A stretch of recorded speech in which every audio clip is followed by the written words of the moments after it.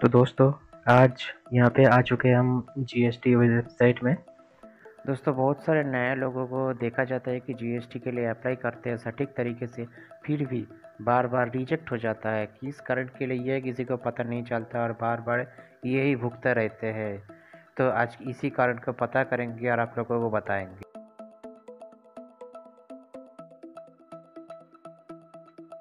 तो दोस्तों हम लोग हर बार देखते हैं कि जीएसटी हम लोग अप्लाई तो करते हैं, लेकिन हमारा जीएसटी बार बार रिजेक्ट हो जाता है। तो ये कारण अगर ढूंढने जाएंगे, अगर यूट्यूब में ही सर्च करेंगे कि जीएसटी का, तो दोस्तों यहाँ पे आपको हज़ारों लिस्ट मिल जाएगा। देखिए आपको कितना लिस्ट मिला है, यहाँ पे देख सकते हैं।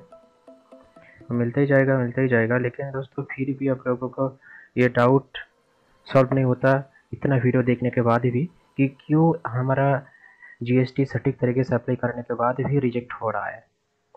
तो उसी के बारे में आज हम लोग चर्चा करेंगे, इस जीएसटी के बारे में, कि बार बार सटीक तरीके से अप्लाई करने के बाद भी आप लोगों को जीएसटी जो है नंबर रिसीव नहीं होते, या फिर बन नहीं रहा है, या फिर बार बार रिजेक्ट हो रहा है। तो सबसे पहली बात तो ये है कि अगर आप जीएसटी के अप्लाई कर रहे हैं तो आपका आधार कार्ड फ़ोन नंबर के साथ लिंक होना चाहिए, जिससे कि सबसे आसान तरीके से आप जीएसटी नंबर बना सकते हैं।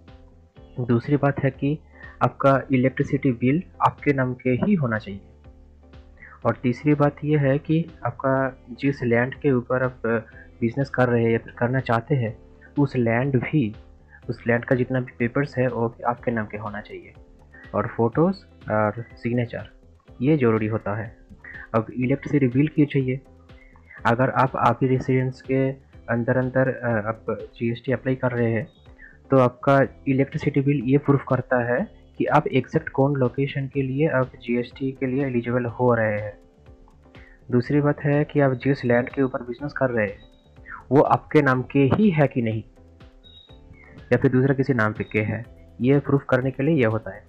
और आप एक इंडियन गवर्नमेंट का एक आईडी प्रूफ चाहिए होता है, इसीलिए आधार कार्ड, और उसको वेरिफिकेशन करने के लिए फ़ोन नंबर लिंक भी ज़रूरी होता है। तो दोस्तों अगर आप दूसरा किसी जगह पे रेंट पे लेकर आपका जो है बिजनेस कर रहे हैं ये उस लैंड को, तो उस रेंट वाले एरिया का रेंट एग्रीमेंट आपको सबमिट करना होगा।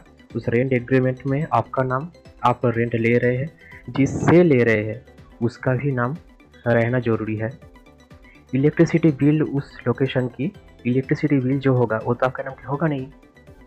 तो इलेक्ट्रिसिटी बिल भी आप जिससे रेंट ले रहे हैं, रेंट पे घर ले रहे हैं जिससे, उसके नाम के वो जो इलेक्ट्रिसिटी बिल है वो दिखाना ज़रूरी है। और ये इलेक्ट्रिसिटी बिल लास्ट 3 महीने का तो होना चाहिए, मतलब लेटेस्ट इलेक्ट्रिसिटी बिल होना ज़रूरी है। ये डॉक्यूमेंट्स आपको रेडी रखना होगा और ये सही तरीके से रहना होगा, तभी जाके आपको ये जीएसटी अप्रूव हो पाएगा। और यहाँ पे आप अप्लाई कर दिए उसी समय डॉक्यूमेंट दे दिए, ऐसा भी नहीं होता है। आपको सबसे पहले अप्लाई करना होता है जीएसटी वेबसाइट में। ये यहाँ पे देखिए, मैं दिखाता हूँ, ये जो है यहाँ पे दिख रहा है आपको। तो रजिस्टर नाउ पे क्लिक करने के बाद सबसे पहले आपको आपका सारे डिटेल्स देना पड़ेगा। फिर आपका लोकेलिटी में जो जीएसटी अथॉरिटी है उन्होंने आपका ये एप्लीकेशन फॉर्म देखेंगे। फिर देखने के बाद आपको मांगेगा कि भाई साहब मेरे को ये डॉक्यूमेंट आप सबमिट करो, तब जाके आपको आपका सारा डॉक्यूमेंट्स सबमिट करना पड़ेगा। अदरवाइज़ ऐसा नहीं होता है कि आप फॉर्म फिलअप करें और वहीं पे ही आपका सब कुछ डॉक्यूमेंट सबमिट कर दिए, ऐसा बिल्कुल भी नहीं होता है। आपका अथॉरिटी आपको मांगेगा कि भाई ये डॉक्यूमेंट मुझे दीजिए, और वो देखेगा, वेरीफाई करेगा, फिर जाके अप्रूव करेगा। और इसके लिए कम से कम तो आपको 2 हफ्ता तो देना ही पड़ेगा, तब जाके मिलेगा आपको एक जीएसटी नंबर। तो दोस्तों हज़ारों वीडियो में ये इन्फॉर्मेशन होता है या फिर नहीं होता है, लेकिन आपको पूरा वीडियो 15, 20, 30 मिनट का वीडियो देखने के बाद आपको पता चलेगा।